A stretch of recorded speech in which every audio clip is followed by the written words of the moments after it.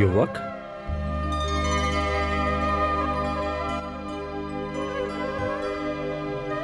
गुरुदेव, आप? सुहृदय। प्रणाम प्रभु। आयुष्मान भव।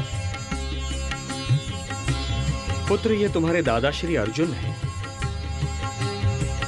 हाँ, गुप्त क्षेत्र में हम अल्प समय के लिए मिले थे। प्रणाम दादाश्री। विजयी भव पौत्र। गुरुदेव, मुझे युद्ध की सूचना मिली और मैं चला आया। हाँ वत्स, युद्ध की घोषणा हो चुकी है। अब हमें अपने पक्ष की शक्ति का विस्तार करना होगा। गुरुदेव, अब आपको चिंता करने की क्या आवश्यकता है? आपका शिष्य सिद्ध क्षेत्र से सिद्धियां प्राप्त करके लौटा है। मैं अकेला ही समस्त कौरव सेना को समाप्त कर सकता हूं।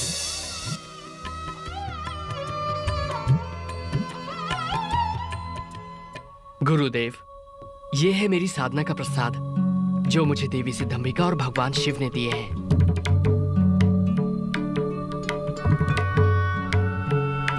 इन बाणों की विशेषता क्या है पुत्र? पहला बाण जब चलेगा तो जिन लोगों के वध की मैं कामना करूंगा, ये उन पर मृत्यु चिन्ह बना देगा। पौत्र, ये कुछ अतिशयोक्ति नहीं लगती?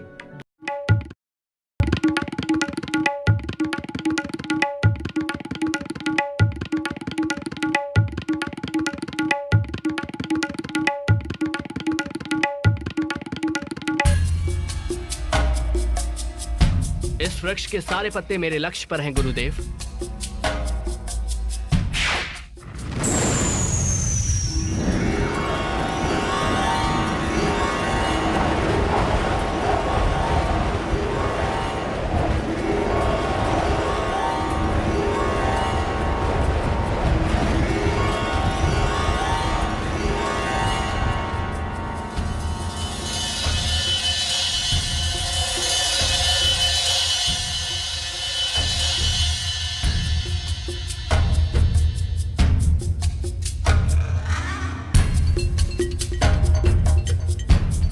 गुरुदेव, पहले बाण ने अपना कार्य पूरा कर दिया। पुत्र, तुम्हें विश्वास है कि सारे पत्तों पर चिन्ह लग गए हैं? हाँ गुरुदेव।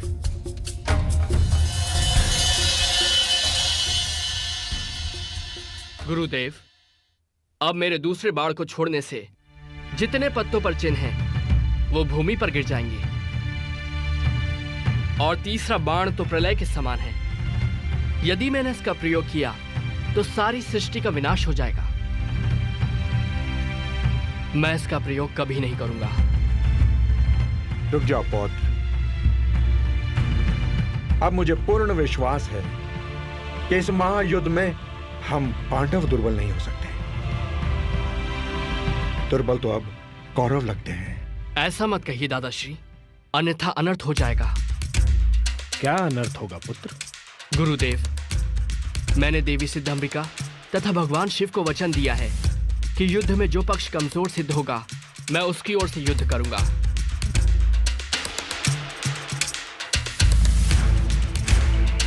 तो इसका अर्थ यह हुआ पौत्र कि बीच युद्ध में भी आप हमारे शत्रु का पक्ष ले सकते हो?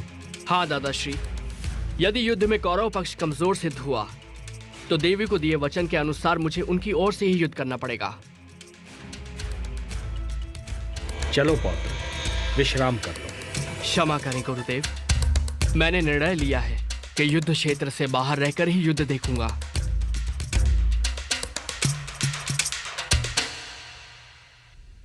चलो पार्थ।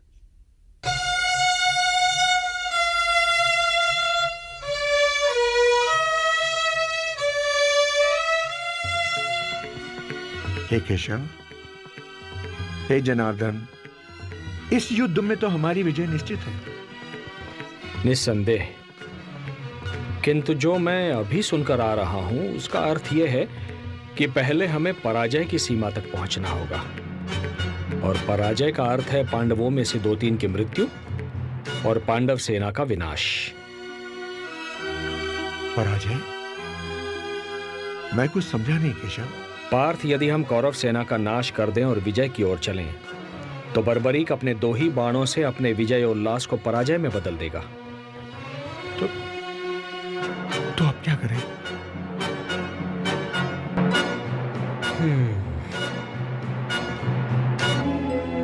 बर्बरीक को युद्ध से हटाना होगा, अन्यथा यह युद्ध की दिशा बदल देगा। यह धर्म युद्ध है। धर्म को बचाने हेतु अब यही एक विकल्प शेष है।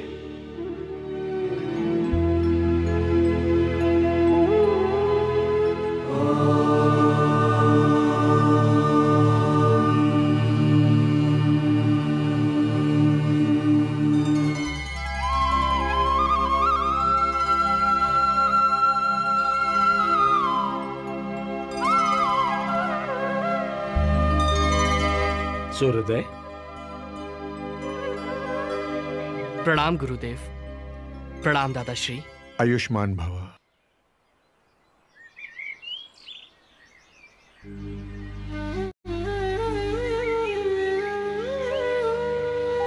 प्रभु, आप शांत क्यों हैं? क्या चिंता है आपको?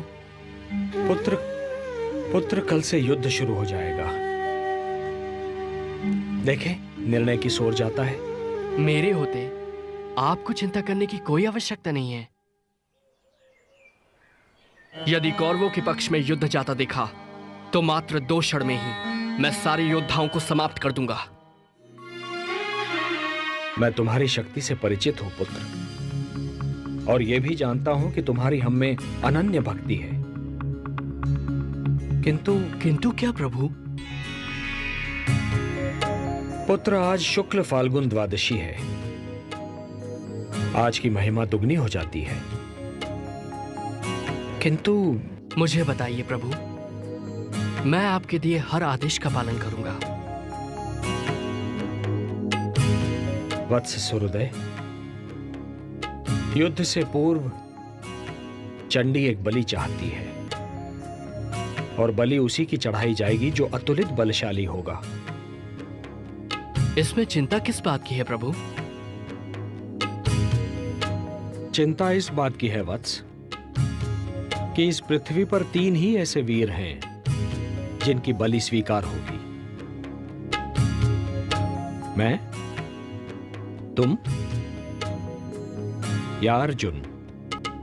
नारायण नारायण। केशव,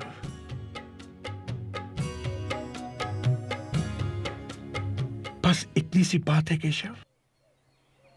क्या यही आपकी चिंता है? तो है जनार्दन, इस बलि के लिए मैं अपने आप को प्रस्तुत करता हूं केशव, अपने आप को। तुम ये नहीं कर सकते पार्थ, ये धर्म युद्ध है। यदि एक भी पांडव कम हो जाएगा तो ये युद्ध धर्म युद्ध नहीं कहलाएगा।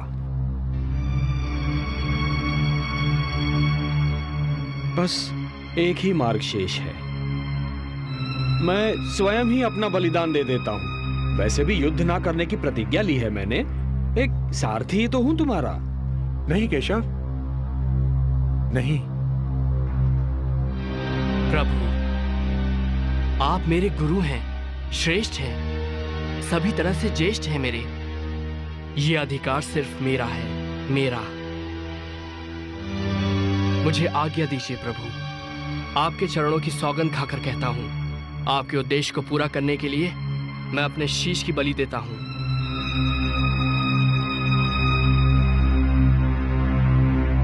प्रभु, ये कार्य करने से मेरे वंश की कीर्ति बढ़ेगी। ये सौभाग्य मैं अपने हाथों से नहीं जाने दूंगा प्रभु।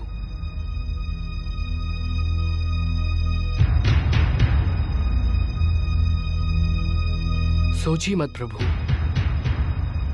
उठाइए ये शस्त्र और मेरे शीश को धड़ से अलग करके चंडी मां को बलि चढ़ाइए। मैं ऐसा नहीं कर सकता।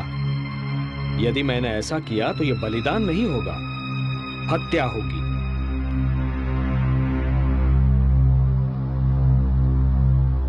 जब मैं स्वेच्छा से ये शीश आपको सौंप रहा हूं तो ये हत्या नहीं कहलाएगी। धर्म यह कहता है वत्स कि बलिदानी स्वयं दान दे। यदि मैं ऐसा करता हूं तो वो हत्या ही कहलाएगी।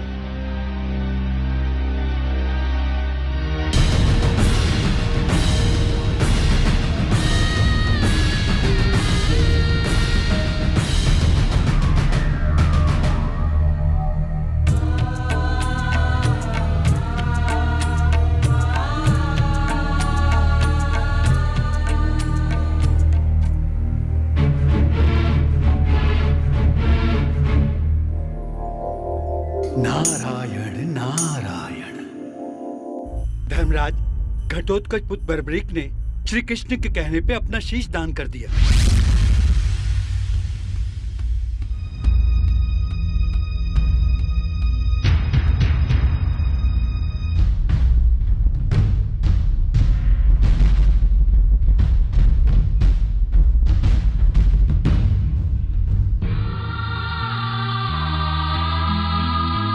बर्बरीक,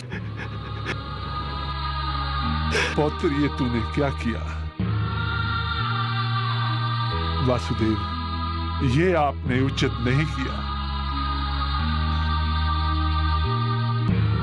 अब मैं हिडिंबा और मौरवी को क्या उत्तर दूंगा?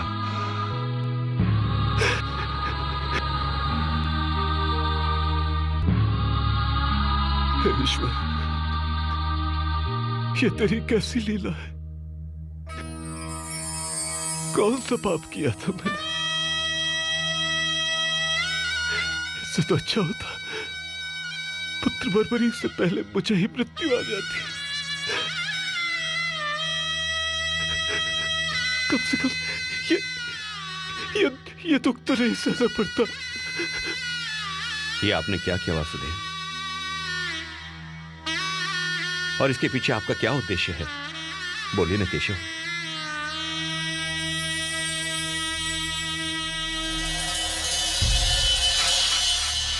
वत्स, भगवान श्री कृष्ण ने महाबली बर्बरीक से ये शीशदान किस कारण मांगा, मैं बताती हूं।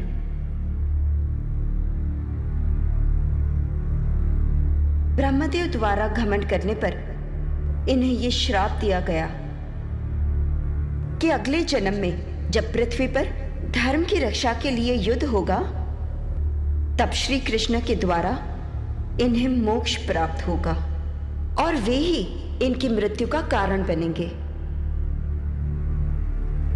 इसलिए इसमें श्री कृष्ण का कोई दोष नहीं। आपको श्री कृष्ण पर कोई दोष नहीं लगाना चाहिए।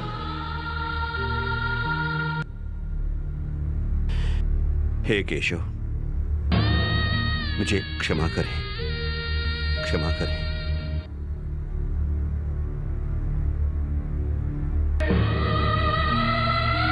हे देवी, ये एक भक्त का शीश है। इसे अमृत से सींचो और अजरामर बना दो।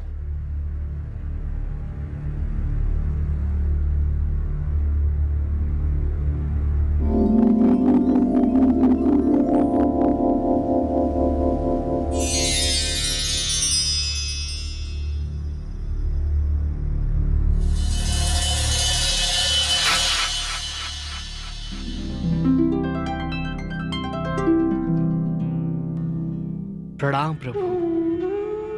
कीर्तिमान भव।